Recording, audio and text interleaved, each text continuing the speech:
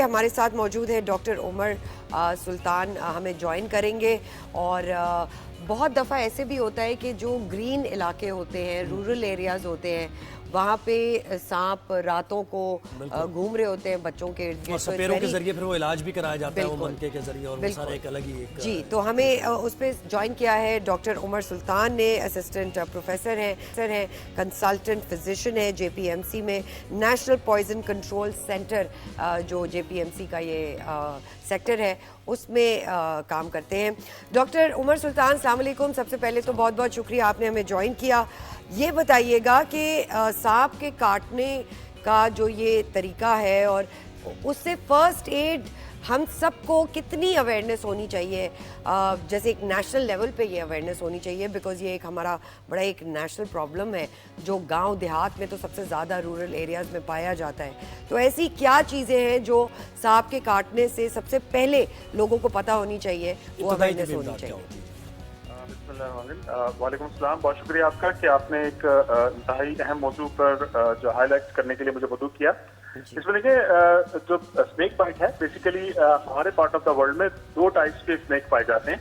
एक न्यूरोटॉक्सिक होता है जो कि हमारे नर्वस सिस्टम को अटैक करता है, एक साइटोलैक्टिक होता है जो कि हमारे टिश्यूज को डैमेज करता है, ब्रीडिंग डिसऑर्डर कॉज करता है। ये दो तरह के स्नेक हमारे जो है ना पार्ट ऑफ द वर्ल्ड में होते हैं, हमारे कंट्री में, हमारे प्रोविंस में पाए जाते हैं। इसमें सबसे इम्पोर्टेंट बात यह है कि सबसे पहले पैनिक ना हो। जिसको भी स्नेक ने काट लिया तो वो पैनिक ना हो, आइडेंटिफाई कर लें वो किस किस्म का स्नेक था। उसके बाद उसको इमोबलाइज करें, यानी कि उसकी मूवमेंट को रिस्ट्रिक्ट करते हैं, उसको एक स्टेशन पर लेटाते हैं। जहाँ तक एक कॉन्सेप्ट है कि उसको कट लगा दिया जाए और टॉर्निकेट से बांध दिया जाए और टाइट करके बांध दिया जाए, इस तरह की जो चीजें हैं इससे कोई बेनिफिट्स नहीं मिलता। ऑल्दो कि अगर कट लग जाए थोड़ा बहुत अमाउंट ऑफ वेनम तो बाहर आता है, लेकिन लॉन्ग टर्म में वहां से ब्लीडिंग का एक सोर्स जो है वो हमें मिल जाता है। इसी तरह बहुत टाइट करके अगर टॉर्निकेट या रस्सी से आप बांध देते हैं तो लिम्फ इस्कीमिया के चांसेस बढ़ जाते हैं। तो इस तरह की चीजों से कोई ज्यादा बेनिफिट नहीं होता स्नेक बाइट में। सबसे इम्पोर्टेंट चीज है एश्योरेंस कि उनको बताएं कि 70% ऑफ स्नेक जो है वो नॉन पॉइजनस होते हैं। तो जो इस किस्म का स्नेक है अगर आप आइडेंटिफाई कर सकते हैं तो वेल एंड गुड, नहीं है तो सबसे पहले उनको इमोबलाइज करें, करीबी टर्शरी केयर हॉस्पिटल में रिपोर्ट करें। हमारा नेशनल पॉइजनिंग सेंटर JPMC का WHO रिकॉग्नाइज है। हम यहाँ स्नेक बाइट के पेशेंट को ट्रीट करते हैं। हमारे पास पूरे सिंध से और बलोचिस्तान से पेशेंट यहाँ आते हैं। सही जगह यानी जाना जरूरी है। अच्छा ये बताइए कि आपके पास जो केसेस आते हैं सांप के काटने के, ज्यादातर किन इलाकों से आते हैं? अच्छा, रिसेंटली जो हमारे 3 पेशेंट ऐसे भी हैं वो ठट्टा और बदनी और इस तरह के जो इलाके हैं ना, इधर स्नेक बाइट के पेशेंट रिपोर्ट हुए हैं। और मोस्टली जो है ना वो साइटोलैटिक पॉइजन है, वो ब्लीडिंग डिसऑर्डर को कॉज करते हैं।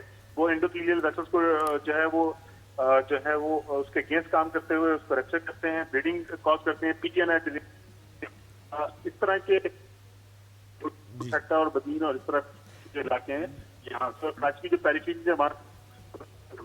बिल्कुल ठीक है। डॉक्टर उमर, ये बताइएगा कि एक इंसान को अगर सांप काटता है, ऑब्वियसली उसको तो नहीं पता कि पॉइजनस है या नहीं, मगर अगर पॉइजनस हो वो सांप तो उस इंसान के बचने के कितने चांसेस होते हैं?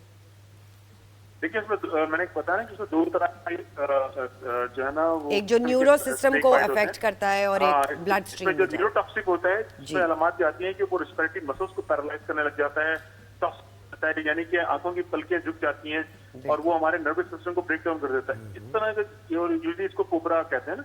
कोबरा बाइट से जो ना मोर्टेलिटी बहुत ज्यादा हाई होती है।